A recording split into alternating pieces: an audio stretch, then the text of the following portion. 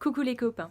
Alors, la petite Dore, j'ai à peu près 2 minutes devant moi pour vous lire un passage de ce livre qui s'appelle Sorcière, la puissance invaincue des femmes, que je n'ai pas encore terminé, mais dont la lecture ne me laisse pas insensible. Alors comme vous pouvez le voir, j'ai pris des notes.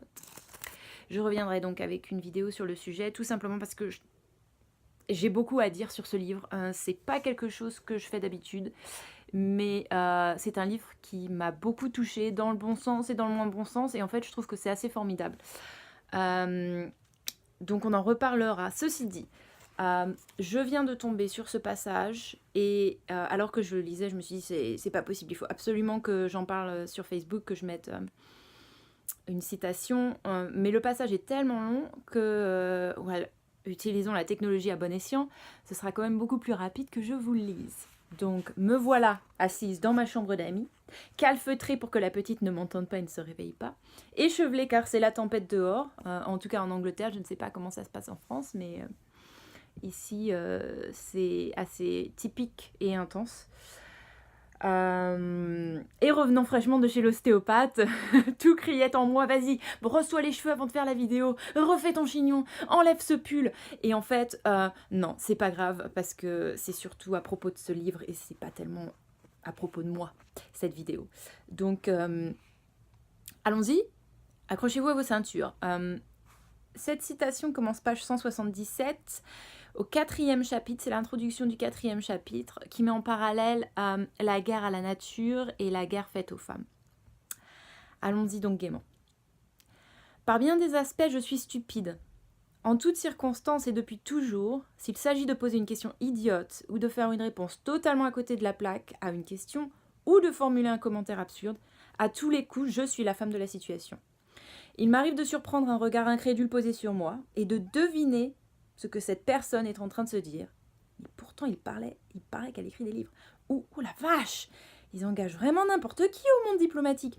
J'en retire le même sentiment de honte que si j'avais trébuché ou effectué un vol plané avant de m'écraser au sol sous les yeux d'une assemblée ébahie, chose que par ailleurs je suis parfaitement capable de faire aussi. Cet aspect de moi-même m'exaspère, d'autant plus qu'il s'obstine à échapper à tout contrôle. En général, une demi-seconde après que les mots sont sortis de ma bouche, je partage déjà la consternation de mon ou de mes interlocuteurs. Sauf que c'est trop tard. C'est plus fort que moi. Et au bout de presque 45 ans de ces coups d'éclat réguliers, je suis arrivée à la conclusion que je devais me résigner à vivre avec. Mais ce n'est pas facile. Pour une part, cette bêtise tient sans doute à des caractéristiques personnelles. Un manque total de sens pratique, lié à un déficit d'expérience dramatique.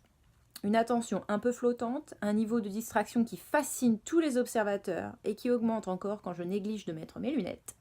Le brouillard visuel accroissant le brouillard mental dans lequel j'évolue. Une timidité qui me fait vite paniquer et qui ne favorise pas les bons réflexes.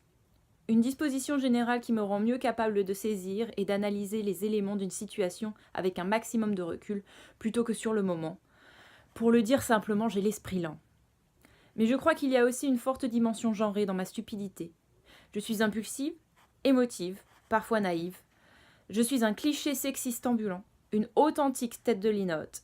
L'archétype, oh je sais plus comment on dit ça en français, excusez-moi. L'archétype, je crois qu'on dit archétype en français. Bah oui, c'est ça, quand on parle anglais à longueur de journée, on ne sait plus parler français. L'archétype de la gonzesse irrationnelle. Je suis nulle dans tous les domaines où les femmes sont réputées nulles. Au lycée, j'ai failli redoubler à cause des sciences. Je n'ai aucun sens de l'orientation. Si j'avais le permis, remercier le ciel que je ne l'ai pas. Je serais une vache à lait pour mon garagiste qui pourrait me fourguer les réparations les plus fantaisistes. Dans ma vie professionnelle, j'entretiens des relations de forte défiance réciproque avec l'économie et la géopolitique. Soit les bastions masculins caractérisés au plus près des leviers du pouvoir. Il m'a fallu du temps pour comprendre que l'intelligence n'est pas une qualité absolue, mais qu'elle peut connaître des variations spectaculaires en fonction des contextes dans lesquels nous nous trouvons et des personnes que nous avons en face de nous. Les circonstances et les interlocuteurs ont le pouvoir de révéler ou démenter des parties très diverses de nous-mêmes, de stimuler ou de paralyser nos capacités intellectuelles. Or, la société assigne aux femmes et aux hommes des domaines... Relisons cette phrase tous ensemble. Or, la société assigne aux femmes et aux hommes des domaines de compétences très différents et très différemment valorisés, de sorte que les premières se retrouvent plus souvent en situation d'être bêtes. Ce sont elles qui courent le plus de risques de se révéler déficientes dans les domaines prestigieux, ceux qui sont censés compter vraiment. Tandis que ceux où elles auront développé des aptitudes seront négligés, méprisés ou parfois carrément invisibles. Elles auront aussi moins confiance en elles. Notre nullité est une prophétie autoréalisatrice. Parfois je dis des âneries par ignorance, mais parfois aussi j'en dis parce que mon cerveau se fige, parce que mes neurones s'égayent comme une volée des tourneaux et que je perds mes moyens. Je suis prisonnière d'un cercle vicieux, je sens la condescendance ou le mépris de mon interlocuteur. Alors je dis une énormité, confirmant ainsi ce jugement à la fois aux yeux des autres et aux miens.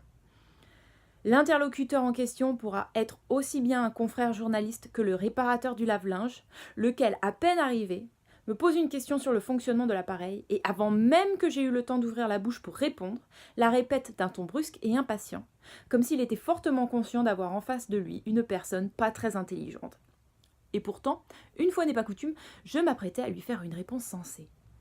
Le sexisme se manifeste à tous les bouts de l'échelle sociale, vous offrant en un délicieux effet stéréo le rappel permanent de votre débilité profonde.